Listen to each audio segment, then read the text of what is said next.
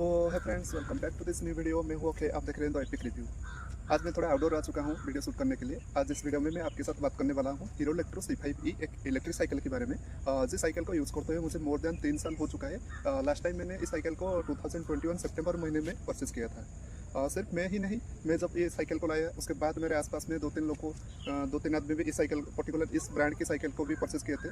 तो ओवरऑली in this days में मुझे एक अच्छा खासा एक्सपीरियंस भी हो चुका है। इस साइकिल के बारे में मैं आपको डिटेल में बता सकता हूँ। और जिन लोगों को भी आगे कोई प्लान कर रहे हैं इलेक्ट्रिक साइकिल परचेज करने के लिए, उन लोगों के लिए ये तो हेल्पफुल ही रहेगा। आपको पता चल जाएगा कि आपको आखिर में ये साइकिल लेना चाहिए या फिर नहीं।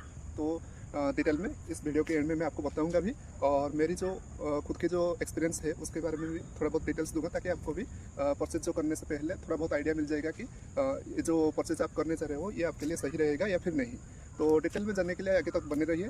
और चलिए मैं आपको पहले साइकिल की जो फिजिकल अपीयरेंस और फिजिकल ओवरव्यू दे दूंगा, और उसके बाद मैं आपको बताऊंगा कि इस साइकिल को आपको परचेज करना चाहिए या फिर नहीं।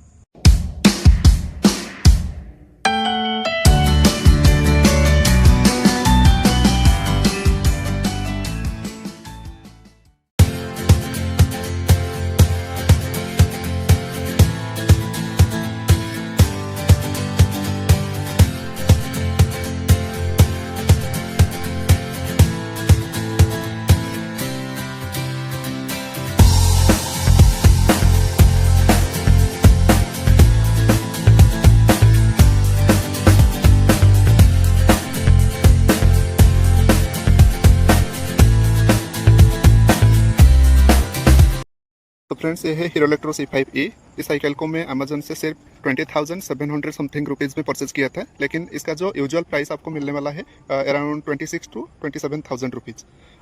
इसका फ्रेम की साइज़ में बताऊं तो फिर 18.5 इंच का इसका जो फ्रेम का साइज़ है, और आगे और पीछे जो आपको व्हील मिलता है वो है 27.5 इंच का।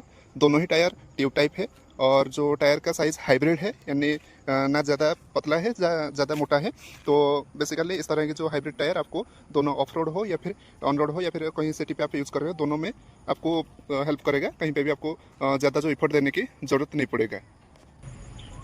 मेरे पास जो ये कलर आया है, ये ब्लैक और ब्लू इस कॉम्बिनेशन में है, और इसका जो कलर पेंट जो है मैटे फिनिश में आता है, तो दिखने में भी एकदम प्रीमियम लगता है इस साइकिल का क्वालिटी। और जो फ्रेम का मटेरियल दिया गया है साइकिल में वो है अलॉय फ्रेम। तो बेसिकली जो कि लाइट वेट भी होता है बनाता है साइकिल को, और उसके साथ साथ अलॉय फ्रेम का ड्यूरेबिलिटी भी अच्छा होता है।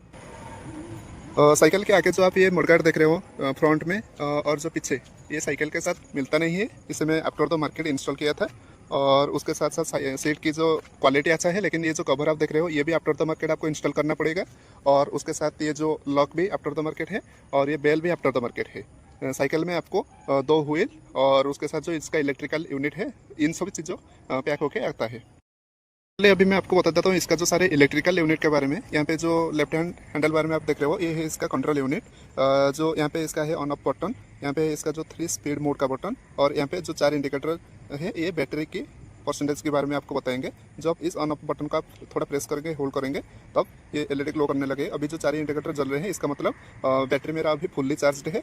और उसके बाद यहाँ पे जो मोड बटन को आपको लो मोड में चलाना है, तो फिर यहाँ पे रहने देना होगा। उसके बाद अगर आपको मीडियम मोड चाहिए तो फिर एक बार प्रेस करने से ये मीडियम मोड पे चला जाएगा, और फिर से प्रेस करने से हाई मोड पे चला जाएगा। इस तरह से आप अपनी साइकिल की जो तीनों स्पीड मोड को कंट्रोल कर सकते हो। इसका जो मैक्सिमम स्पीड लिमिट दिया गया है साइकिल में, वो अराउंड है 25 किलोमीटर पर आवर। लेकिन वो रोड टू रोड और उसके साथ जो राइडर की बॉडी का वेट, उसी हिसाब से थोड़ा ऊपर नीचे भी हो सकता है। लेकिन इसका जो मैक्स स्पीड है 25 किलोमीटर पर आवर।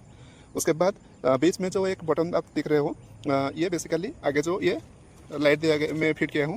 एक्चुअली मैंने भूल गया, इस लाइट को भी मुझे आफ्टर द मार्केट परचेस करना पड़ा था, लेकिन इस लाइट को कनेक्ट करने के लिए एक पोर्ट ऑलरेडी कंपनी की ओर से फिट होकर आता है।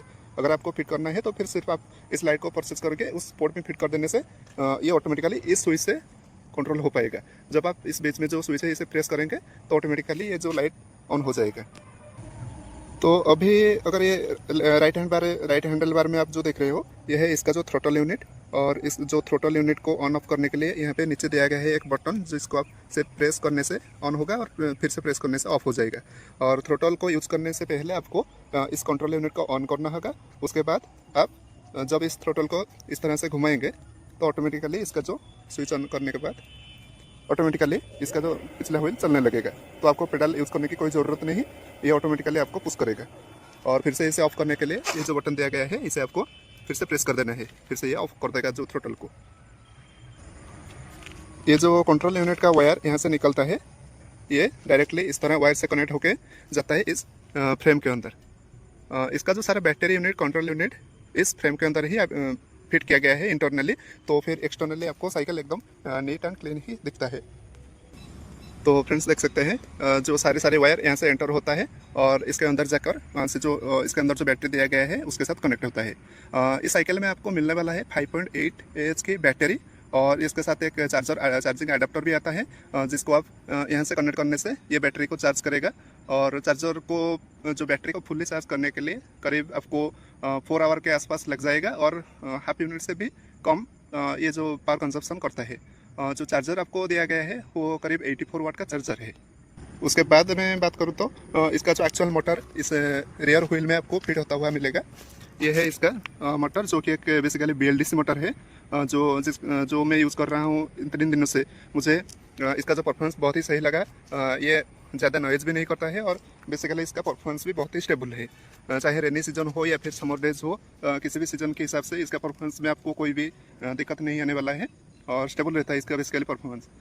इन दिस डेज में मैं basically incline road, decline road या फिर उसके साथ साथ जो हाईवे, ओवरब्रिज, सारे जगह में इस साइकिल को ऑलरेडी यूज़ कर चुका हूँ और 2% के साथ भी मैं जो साइकिल को यूज़ कर चुका हूँ। मुझे कोई भी अभी तक प्रॉब्लम नहीं मिला है।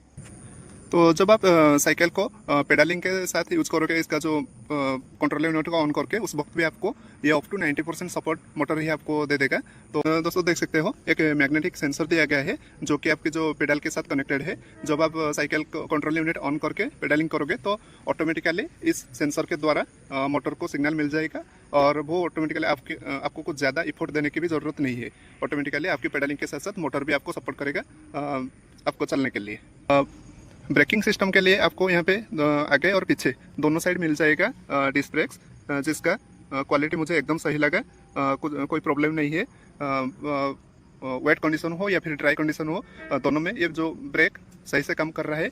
लेकिन एज यूजुअल जो थोड़ा बहुत नॉइज़ तो मिलता है इन जो साइकिल के ब्रेक से, जो कि मैं बहुत सारे वेराइटी की साइकिल में भी ऑलरेडी देख चुका हूँ।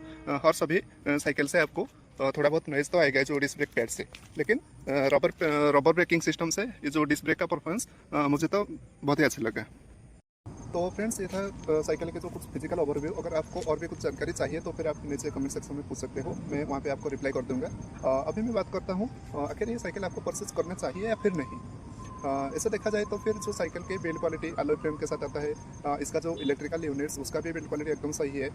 मैं जो 3 साल से इस साइकिल को यूज़ कर रहा हूँ, इस दौरान मुझे तो कोई प्रॉब्लम फेस करना नहीं पड़ा है। लेकिन जो मैं पहले बता रहा था कि जो 2-3 पर्सन जो इसे परचेज किए थे, उनके केस में थोड़ा बहुत जो टेक्निकल फॉल्ट आया था, जैसे कि एक ही पता है मुझे जो उसका कंट्रोल यूनिट ही ख़राब हो गया और एक जो 1.5-2 साल के बाद जो इसका जो बैटरी, लिथियम बैटरी मिलता है, इसमें वो डैमेज हो गया था। तो लेकिन जो बाद में वो नियर बाय सेंटर जहाँ से वो परचेज किए थे, वहाँ पे जो साइकिल लेकर गए थे, वहाँ से आपको उनको अच्छा सर्विस नहीं मिला। तो उनको बाद में बहुत सारी परेशानी झेलना पड़ा, इधर उधर होके कैसे भी वो ठीक कर पाए थे साइकिल को। तो मैं आपको बेसिकली बताना चाहता हूँ कि किसी भी प्रोडक्ट को आप परचेज करने से पहले एक बार उसका जो सर्विस क्वालिटी क्या कैसा है, आपकी लोकेलिटी में उसका सर्विस अवेलेबल है या नहीं, इस बात को ये सारी चीज़ों को आप एक बार ज़रूर चेक कर लेना, ताकि परचेज करने के बाद आपको कोई परेशानी झेलना ना पड़े। आपके पास जो इसका जो सर्विस आपके एरिया में अच्छा है, आपको पता है उसके बारे में, या फिर इसका जो सारे इलेक्ट्रिकल पार्ट्स इसे भी देखा जाए तो अमेजन या फिर फ्लिपकार्ट में सेपरेटली मिलता है। अगर आप इसे खुद से ही फिट कर सकते हो, कुछ प्रॉब्लम आएगा तो फ्यूचर में, या फिर आपके लोकल में कोई मैकेनिक है जो कि इसे ठीक कर सकता है, तो फिर उस केस में आप इस साइकिल को परचेज कर सकते हो। वहाँ पे आपको कोई दिक्कत आने वाला नहीं है। तो ओवरऑल देखा जाए तो साइकिल को मैं परचेज करने के लिए रिकमेंड करता हूँ आपको, क्योंकि मेरा तो सही चल रहा है अभी तक। तो फ्रेंड्स, जैसे कि मैं आपको बताया, आपको अगर आपके एरिया में इसका जो सर्विस अवेलेबल है, या फिर जो कोई मैकेनिक है, या फिर आपको भी आता है कुछ जो इस तरह की चीज़ें को ठीक ठाक करने की, तो फिर उस केस में आप इस साइकिल को परचेज कर सकते हो। अगर नहीं है तो फिर आपको आगे जाकर कुछ प्रॉब्लम फेस करना पड़ेगा, तो फिर उस केस में आप इस साइकिल को परचेज करना अवॉइड कर सकते हो, क्योंकि 27,000 is not a small amount. तो उस हिसाब से देखा जाए तो फिर आप नॉर्मल साइकिल ले लीजिए या फिर कोई इलेक्ट्रिक स्कूटर प्रीफर कर सकते हो और कुछ मनी ऐड करके। तो ये बेसिकली आपके ऊपर ही डिपेंड करता है। तो फिर आज के लिए बस इतना ही था इस वीडियो में। अगर वीडियो आपको अच्छा लगा तो फिर लाइक कर देना, शेयर कर देना, ताकि वीडियो आगे भी चल जाए और जिसे चाहिए उसे भी थोड़ा बहुत मदद मिल जाएगा। और चलिए कहता हूँ, मिलते हैं अगली बार और एक नई वीडियो के साथ।